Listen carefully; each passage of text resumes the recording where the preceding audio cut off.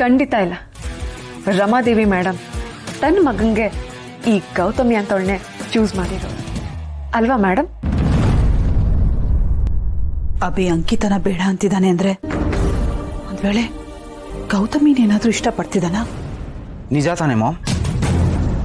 ನೋಡಿದ್ರ ಮಾಮ್, ನಿಮ್ಮ ಸೈಲೆನ್ಸಲ್ಲೇ ನಂಗೆ ಉತ್ತರ ಸಿಕ್ತು.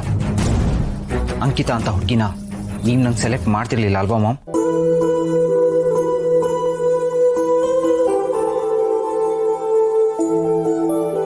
ಓಕೆ ಅಭಿ, ನೀನ್ ಹೇಳಿದನ ಒಪ್ಕೋತೀನಿ. ನೀನ್ ಕೇಳೋ ಪ್ರಶ್ನೆಗೆ ನನ್ನ ಹತ್ರ ಉತ್ತರ ಇಲ್ಲ. ಅದೇ ಈಗ ನಾನು ನಿನ್ನನ್ನೊಂದು ಪ್ರಶ್ನೆ ಕೇಳ್ತೀನಿ, ಉತ್ತರ ಕೊಡು. ಅಂಕಿತಾ ಬಿಟ್ಟು ನಿನ್ನ ಮನ್ಸಲ್ಲಿ ಬೇರೆ ಯಾರಾದ್ರೂ ಇದ್ದಾರಾ?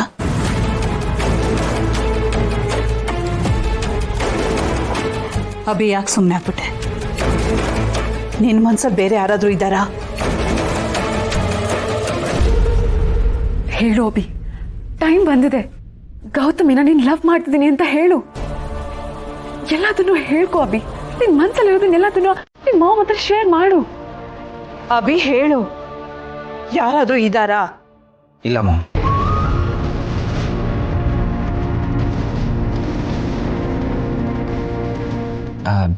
ಬೇರೆ ಯಾರೂ ಇಲ್ಲ.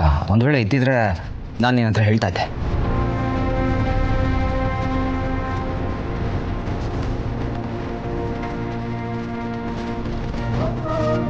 ಯಾರು ನನ್ನ ಮನಸ್ಸಲ್ಲಿ ಇರಲಿ ಬಿಡಿ, ಒಂದೊಂದು ಕ್ಲಿಯರ್, ನಾನು ಅಂಕಿತನ ಮದುವೆ ಆಗೋದಕ್ಕೆ ಸಾಧ್ಯನೇ ಇಲ್ಲ. Life is short ma'am. ಅದನ್ನು ನನಗೆ ಇಷ್ಟ ಇಲ್ಲದೆ ಇರೋ ಜೊತೆ ಕಳಿಯೋಕ್ಕೆ ನಾನು ತಯಾರಿಲ್ಲ. ಇದ್ರ ಬಗ್ಗೆ ಇನ್ನು ಡಿಸ್ಕಷನ್ ಬೇಡ ಮಾಮ್. ಯಾಕೆಂದರೆ ಇಟ್ಸ್ ಯೂಸ್ಲೆಸ್. ನನಗೆ ಅಂಕಿತ ಬೇಡ ಅಂದರೆ ಬೇಡ ಅಷ್ಟೇ. ಅಭಿ, ಜಸ್ಟ್ ಅಭಿ,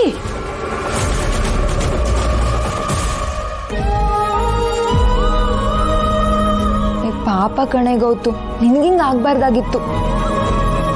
ದೊಡ್ಡದಾಗಿ ಉತ್ಕೊಂಡಿರೋ ಬಲೂನ್ಗೆ ಪಿನ್ ನೋಡ್ದಂಗ್ ಆಗೋಯ್ತು.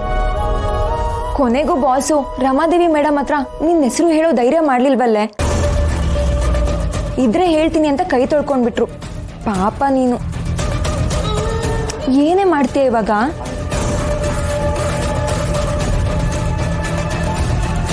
ಇದಿಲ್ಲಿಗೆ ಮುಗೀತು ಅಂತ ಮಾತ್ರ ಅನ್ಕೊಳ್ಬೇಡ. ಅಭಿ ಬಾಯಲ್ಲಿ ಒಂದಲ್ಲ ಒಂದಿನ ನನ್ನ ಹೆಸರನ್ನ ಹೇಳಿಸ್ತೇನೆ. It's a challenge.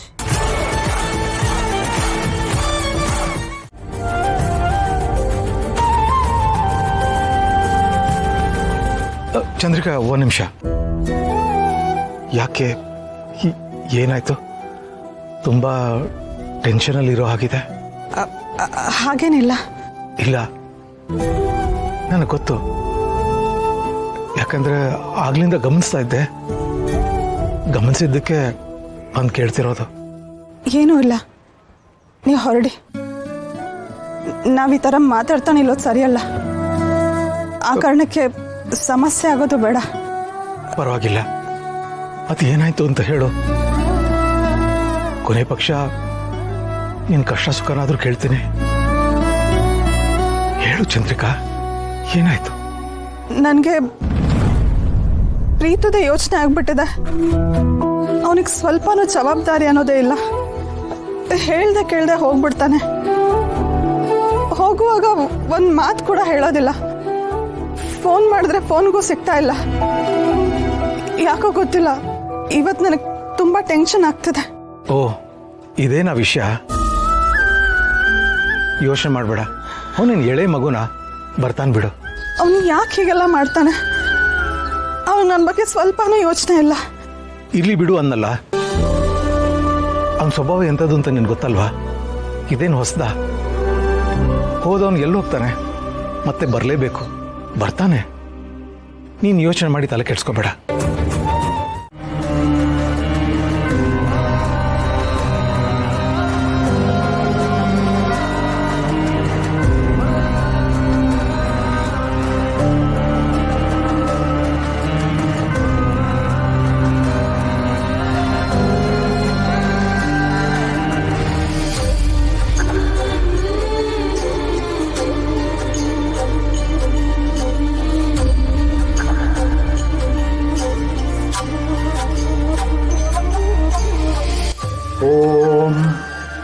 ಓಂ ನಮೋ ಭಗವತೆ ಮಹಾಸುದರ್ಶನಾಯ ವಾಸುದೇವಾಯ ಧನ್ವಂತರಾಯ ಅಮೃತ ಕಲಶಹಸ್ತಾಯ.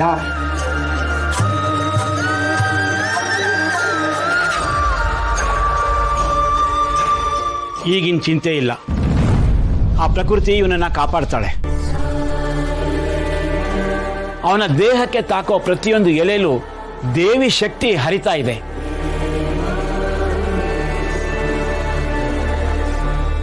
ಅದು ಇವನನ್ನ ಕಾಪಾಡುತ್ತೆ.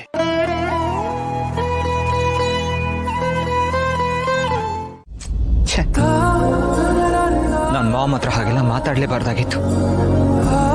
ಆದ್ರೆ ಈಗೇನು ಮಾಡಲಿ, ನನಗೆ ಬೇರೆ ಆಪ್ಷನ್ ಇಲ್ಲ. ನನ್ನ ಮನಸ್ಸಲ್ಲಿರೋದನ್ನ ನಾನು ಹೇಳ್ಕೊಳ್ಳೇಬೇಕಾಯ್ತು. ಮಾಮ್ ಏನು ಅನ್ಕೊಂಡ್ರು ಏನೋ ಗೊತ್ತಿಲ್ಲ. ಒಂದು ಟೈಮ್ ಯೋಚನೆ ಮಾಡಿದ್ರೆ ನಾನು ಮಾಡಿದ್ದು ಸರಿ ಅಂತ ನಂಗೆ ಅನ್ಸುತ್ತೆ. ಆದರೆ ಇನ್ನೊಂದು ಟೈಮ್ ಯೋಚನೆ ಮಾಡಿದ್ರೆ ಇಲ್ಲ, ನಾನು ಮಾಡಿದ ತಪ್ಪು ಅಂತನೂ ಅನ್ಸುತ್ತೆ. ಯಾವ್ದು ಸರಿ ಯಾವ್ದು ತಪ್ಪು ಒಂದು ಗೊತ್ತಾಗ್ತಾ ಇಲ್ಲ. ತುಂಬಾನೇ ಕನ್ಫ್ಯೂಸ್ ಆಗ್ತಾ ಇದೆ. ಈ ಕಡೆ ಮಾಮಿಗೆ ಹರ್ಟ್ ಮಾಡ್ಬಿಟ್ನಲ್ಲ ಅನ್ನೋ ಒಂದು ಗಿಲ್ಟ್ ನನ್ನ ಕಾಡ್ತಾ ಇದೆ. ತುಂಬಾನೇ ಕನ್ಫ್ಯೂಸ್ ಆಗ್ತಾ ಇದೆ. ಏನ್ ಮಾಡ್ಬೇಕು ಅಂತಾನೆ ಗೊತ್ತಾಗ್ತಾ ಇಲ್ಲ. ಒಂದ್ ಕಡೆ ಗೌತಮಿ, ಇನ್ನೊಂದ್ ಕಡೆ ಮಾಮ್. ನಾನು ಯಾವ ಕಡೆ ವಾಲಿದ್ರು ಇನ್ನೊಬ್ರಿಗೆ ಹರ್ಟ್ ಆಗತ್ತೆ. ಯಾರಿಗೆ ಹರ್ಟ್ ಆದ್ರೂ ಅದು ನೋವಾಗೋದು ನನಗೆ. ಏನ್ ಮಾಡ್ಬೇಕು ಅಂತಾನೆ ಗೊತ್ತಾಗ್ತಾ ಇಲ್ಲ. ಮಧ್ಯದಲ್ಲಿ ಸಿಗಾಕೊಂಡು ಒತ್ತಾಡ್ತಾ ಇದ್ದೀನಿ.